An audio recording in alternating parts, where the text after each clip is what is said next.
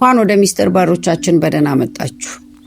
በዛሬው ቪዲዮአችን ላይ እንግዲህ የምናየው የአዎን እስር ቤት ይሆናል። በህይወታችሁ ውስጥ አይሆንም ማለት ባለባችሁ ቦታ ላይ ለሰዎች ስትሉ አይ ወይም ኖ ማለት ሲገባችሁ ያለ ፍላጎታችሁ በይሉኝታ አዎ እያላችሁ ያለፋችሁበት ወይም ያላችሁበት ጊዜ አለ። እንግዲያው ዛሬ በሚስጥር በር ቻናላችን ላይ ስለ አዎ እስር ቤት ዘ ጌትዌይ ኦፍ ዘ ፒፕል ፕሊዚንግ የስ አብረን የምናይ ይሆናል። አብዛኞቻችን እንግዲህ ሰዎችን ላለማስቀየም ወይም በሰዎች ዘንድ ጥሩ ለመባል ብቻ ስንል የራሳችንን ፍላጎት እንገፋለን ወይም እንተዋለን።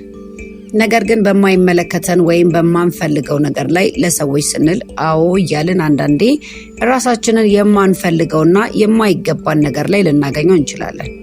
ታዲያ ይሄ አይ ያለ ማለት ልምዳችን በእያንዳንዷ ሰከንድና ሰዓት ውድ ዕድሜያችንን፣ ጊዜያችንን፣ ለኛ የሚያስፈልገን ማህበራዊ ህይወት እንዲሁም ለኛ የሚያስፈልጉንን ሰዎች ያሳጣናል።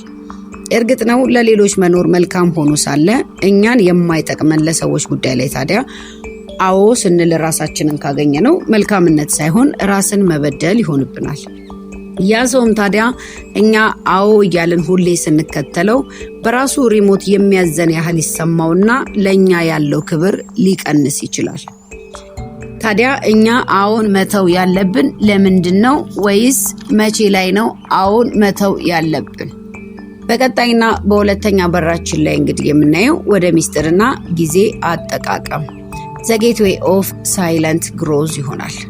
ታዲያ ከዚህ የስሜት ስብራትና እኛን የእኛ አድርገን አይ ማለት ለምንና እንዴት መጠቀም አለብን?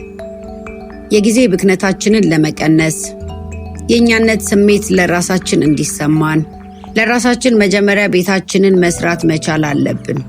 ቤት ሲባል ህንፃ ወይም ቪላ አይደለም።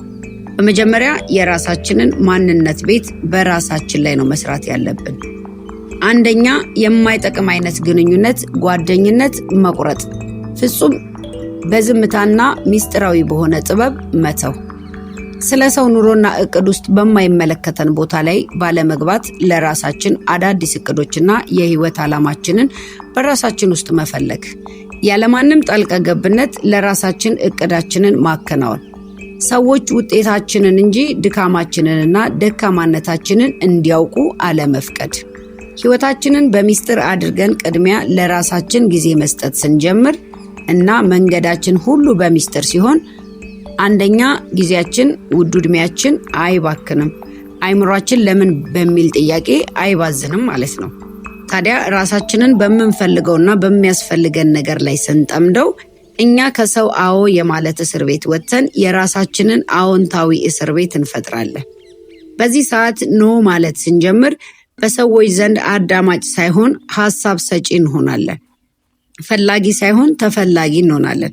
በዚህ መሃል የማይመቸው ሰው ካለ ከህይወታችን ሲወጣ የሚያጣን እንጂ የምናጣው ነገር አይኖርም። ድሮም የኛ ያልነበረ ነገር ነው ያጣነው ማለት ነው።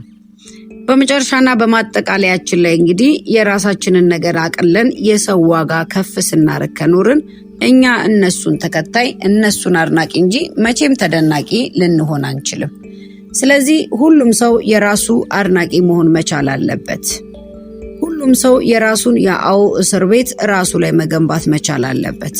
ከዚህ በኋላ ሁሉም ሰው የራሱ የሆነ ውድ ጊዜና ሚስጥር ሊኖረው ይችላል ማለት ነው። ከዚህ በኋላ ታዲያ ለሰዎች ማድረግና መድረስ ባለብን ሰዓት ላይ ሁሉንም ነገር ከኛ የአዎ ጊዜ በሚተርፈን ሰዓት ላይ አዎ እያልን ሰዎችን መርዳትና ማገዝ እንችላለን ወይም ሲፈልጉን መገኘት እንችላለን ማለት ነው።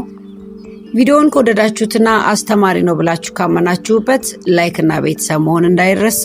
በቀጣይ ቪዲዮአችን እስከምንገናኝ ከወዲሁ መልካሙን ሁሉ ተመኘሁላችሁ። ቸር ያቆየን።